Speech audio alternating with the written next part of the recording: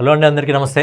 అయితే నిన్న ఆంధ్రప్రదేశ్ రాష్ట్ర వ్యాప్తంగా వైసీపీ వాళ్ళు వెన్నుపోటు దినోత్సవం అయితే జరుపుకోవడం జరిగింది. సో అదైతే అట్టర్ ఫ్లాప్ అయితే కావడం జరిగింది. ఎందుకంటే అందరినీ పేడ్ ఆర్టిస్టులను అయితే తీసుకురావడం జరిగింది, డబ్బులు ఇచ్చి అయితే తీసుకురావడం జరిగింది. ఎక్కడ కూడా ఒక సామాన్య ప్రజలు పాల్గొన్నట్టు లేదు, అంతా పేడ్ ఆర్టిస్టులను డబ్బులు ఇచ్చి తీసుకురావడం జరిగింది. అయితే ముందుగా ఇక్కడ రోజా గారు చూడండి, రోజా గారు చెవులో 2 పూలు పెట్టుకోవడం జరిగింది. ఎందుకంటే గడిచిన 5 సంవత్సరాలు ఏదైతే జగన్మోహన్ రెడ్డి గారి ప్రభుత్వం ఉందో ఆ ప్రభుత్వంలో వీళ్ళు ప్రజల చెవుల్లో ఏ విధంగా పూలు పెట్టామో అని చెప్పి అలా తెలియజేయడానికి రోజా గారు ఇలా పూలు పెట్టుకోవడం జరిగింది. ఎందుకంటే ఏదైతే జూన్ 4వ తారీఖు ఉందో, జూన్ 4వ తారీఖు అనేది ప్రజలు తీర్పిచ్చిన రోజు. సో ఆ రోజున వీళ్ళు వెన్నుపోటు దినోత్సవం జరుపుకోవడం జరుగుతుంది. అంటే ప్రజలు ఇచ్చిన తీర్పు మాకు వెన్నుపోటు అని చెప్పి ప్రజలకు వ్యతిరేకంగా వెన్నుపోటు దినోత్సవం జరుపుకోవడం జరుగుతుంది. సో ఈ విధంగా రోజా గారు అయితే నిన్న ప్లమ్ కార్డులు పట్టుకొని రోడ్ల పైన తిరగడం జరిగింది. ఇలా రోడ్ల పైన తిరిగితే కాళ్ళు నొప్పులు రావడం తప్ప పెద్దగా యూజ్ వచ్చేది ఏముండదు. చెవులో 2 పూలు పెట్టుకొని ఇంకా నెత్తిపైన కూడా ఒకటి పెట్టుకుని బాగుంటుండే. సో ఇలా రోజా గారు పూలు పెట్టుకొని ఇలా వెన్నుపోటు దినోత్సవం జరుపుకోవడం జరిగింది. ఆంధ్రప్రదేశ్ రాష్ట్ర ప్రజలకు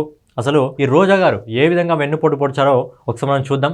రోజా గారు వైఎస్ఆర్సీపీ ప్రభుత్వం ఉన్నప్పుడు ఆడుదాం ఆంధ్ర అని చెప్పి ఒక ప్రోగ్రామ్ను అయితే నిర్వహించడం జరిగింది. అప్పట్లో ఆ ప్రోగ్రాంలో వీళ్ళు చాలా నాసిరకం బ్యాట్లు అయితే తీసుకురావడం జరిగింది, నాసిరకం ఆట వస్తువులు అయితే తీసుకురావడం జరిగింది. కానీ క్రీడాకారులను ప్రోత్సహిస్తామని చెప్పి అలా ఆడుదాం ఆంధ్ర అనే ప్రోగ్రాంతో వీళ్ళు 100 కోట్ల స్కామ్ అయితే చేయడం జరిగింది రోజా గారు. సో అలా 100 కోట్ల స్కామ్తో ఎవరిని క్రీడాకారులను వెన్నుపోటు పొడచడం జరిగింది రోజా గారు. అలాగే మనం కొత్త సినిమాలు వస్తుంటాయి, పెద్ద పెద్ద హీరోలే కొత్త సినిమాలు వచ్చినప్పుడు కొంతమంది ఆన్లైన్లో బుక్ చేసుకుంటారు, కొంతమంది థియేటర్కి వెళ్ళి తీసుకుంటారు. టికెట్లు దొరకని వాళ్ళు ఎలాగైనా సినిమా చూడాలనుకునే వాళ్ళు ఏం చేస్తారు, అక్కడ ఏవైతే బ్లాక్లో టికెట్లు అమ్ముతారో ఆ బ్లాక్లో టికెట్లు తీసుకొని వాళ్ళు చూడడం జరుగుతుంది. అదేవిధంగా రోజా గారు ప్రతి వారంలో ఒకరోజు తిరుపతి శ్రీవారిని దర్శించుకోవడానికి వెళ్ళడం జరిగింది. ప్రతి వారం వెళ్తారు. దేనికోసం అంటే ఏ విధంగా థియేటర్ బయట బ్లాక్ టికెట్లు అమ్ముతారో ఆ విధంగా శ్రీవారికి సంబంధించిన దర్శనానికి సంబంధించిన టికెట్లను అమ్ముకున్న నీచమైన చరిత్ర కూడా రోజా గారిది. అదేవిధంగా వైఎస్ఆర్సీపీ ప్రభుత్వంలో ఉన్న టూరిజం మినిస్టర్గా ఉండి ఆంధ్రప్రదేశ్ రాష్ట్రంలో టూరిజం డెవలప్మెంట్ చేయమంటే టూరిజం మినిస్టర్గా ఉండి ఈమె టూర్లు తిరగడం జరిగింది తప్ప ఈమె టూరిజాన్ని ఎక్కడ డెవలప్ చేయలేదు. అలాగే వెన్నుపోటు దినోత్సవంలో వీళ్ళ నాయకుడి గురించి ఒకసారి మాట్లాడుకుందాం, జగన్మోహన్ రెడ్డి గారి గురించి. జగన్మోహన్ రెడ్డి గారు సొంత తల్లి మీద సరస్వతి ఆస్తుల కేసుల్లో కేసేయడం జరిగింది. అంటే సొంత తల్లిని వెన్నుపోటు పొడవడం జరిగింది జగన్మోహన్ రెడ్డి గారు. అలాగే జగన్మోహన్ రెడ్డి గారు జైల్లో ఉన్నప్పుడు షర్మిల గారు తను ముందు ఉండి తను పార్టీని మొత్తం నడిపించడం జరిగింది, తను పార్టీకి ప్రచారం చేయడం జరిగింది. కానీ అధికారంలోకి వచ్చిన తర్వాత జగన్మోహన్ రెడ్డి గారు ఎక్కడ షర్మిల ఏ పదవి అడుగుతుందో, ఒకవేళ తన తర్వాత షర్మిల సీఎం సీటును ఆశిస్తుందో అని చెప్పి తనను ఇంట్లో నుంచి గెంటేసి తనకు వెన్నుపోటు పొడవడం జరిగింది జగన్మోహన్ రెడ్డి గారు.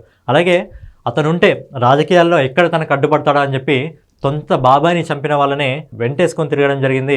వివేకానంద రెడ్డి గారు ఉంటే ఎక్కడ తన రాజకీయాలకు అడ్డుపడతారో అని చెప్పి జగన్మోహన్ రెడ్డి గారు సొంత బాబాయినే గొడ్డల వేటుకు గురి చేయడం జరిగింది. సో అక్కడ వెన్నుపోటు పొడవలేదా? సో సొంత ఇంట్లో వాళ్ళనే జగన్మోహన్ రెడ్డి గారు వీళ్ళ నాయకుడు వెన్నుపోటు పొడవడం జరిగింది. అలాగే ఆంధ్రప్రదేశ్ రాష్ట్ర ప్రజల్ని ఏ విధంగా జగన్మోహన్ రెడ్డి గారు వెన్నుపోటు పొడవడం జరిగిందో ఒకసారి మనం చూసుకున్నట్టయితే, జగన్మోహన్ రెడ్డి గారు ఎలక్షన్స్లో ప్రచారం టైంలో ఏం చెప్పడం జరిగింది? అప్పట్లో గెలవడానికి ముందు నేను మద్యపానం నిషేధం, సంపూర్ణ మద్యపాన నిషేధం చేస్తాను, ఒకవేళ మద్యపానం నిషేధం చేయకపోతే నేను ఓట్లు అడగన్న జగన్మోహన్ రెడ్డి గారు మద్యపాన నిషేధం చేయడం జరిగిందా?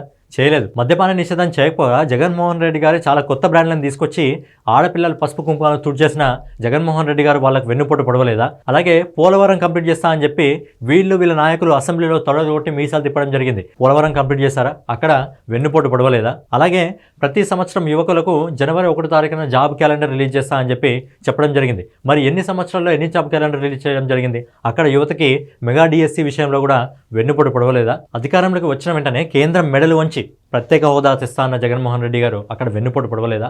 అలాగే నిరుద్యోగ భృతి అని చెప్పి అక్కడ వెన్నుపోటు పొడవలేదా? పక్కా ఇల్లు అని చెప్పి అక్కడ జగన్మోహన్ రెడ్డి గారు వెన్నుపోటు పొడవలేదా? ఇలా వీళ్ళ పాటే 5 సంవత్సరాలుగా ప్రజలకు వెన్నుపోటు పొడుస్తూ ఈరోజు ఏదైతే జూన్ 4వ తారీఖున ప్రజలు ఒక అద్భుతమైన తీర్పు ఇవ్వడం జరిగిందో అదే రోజున వీళ్ళు ప్రజలకు వ్యతిరేకంగా వెన్నుపోట అని చెప్పి ఒక కార్యక్రమాన్ని అయితే జరుపుకోవడం జరుగుతుంది. సో రోజా గారు ఈ కార్యక్రమంలో పాల్గొనడం జరిగింది 2 పువ్వులు పెట్టుకొని. మరి అప్పట్లో ఎరుపు పువ్వు పెట్టుకొని వచ్చేది, ఇప్పుడు ఒక పసుపచ్చ పువ్వు పెట్టుకొని వచ్చింది. మరి ఇదే పసుపు రంగు చీర కట్టుకుంటే మరి షర్మిల గారిని ఎంతగా ట్రోల్ చేయడం జరిగింది వైఎస్ఆర్సీపీ కార్యకర్తలు.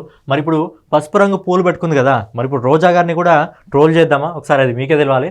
అయినా వీళ్ళు ఏ కార్యక్రమాన్ని చేస్తున్నారో ఆ కార్యక్రమం అసలు ఏదైతే వెన్నుపోటు దినోత్సవం అని అంటున్నారో వీళ్ళు ఏదైతే ప్రజలు వీళ్ళని ఎన్నుకోవడం జరిగిందో అదే ప్రజలు మీరు మా కుదురా నాయన అని చెప్పి 151 సీట్లు వచ్చిన వీళ్ళకు బుద్ధి చెప్పే విధంగా 11 సీట్లు ఇచ్చి ఇవ్వడం జరిగింది. సో వైఎస్ఆర్సీపీ ప్రభుత్వం ప్రజలకు వెన్నుపోటు పొడిచింది కాబట్టి ప్రజలు ఒక అద్భుతమైన నిర్ణయాన్ని తీసుకొని జూన్ 4వ తారీఖున వీళ్ళనైతే గద్దె దింపడం జరిగింది. సో ప్రజలు ఇచ్చిన తీర్పుని వైఎస్ఆర్సీపీ ప్రభుత్వం వెన్నుపోటు దినోత్సవంగా అయితే జరుపుకోవడం జరిగింది. సో దీనిపైన మీ అభిప్రాయం ఏంటి అనేది కామెంట్ రూపంలో తెలియజేయండి. అలాగే ఛానల్ సబ్స్క్రైబ్ చేసుకుని బెల్ ఐకాన్ అయితే ఆన్లో పెట్టుకోండి.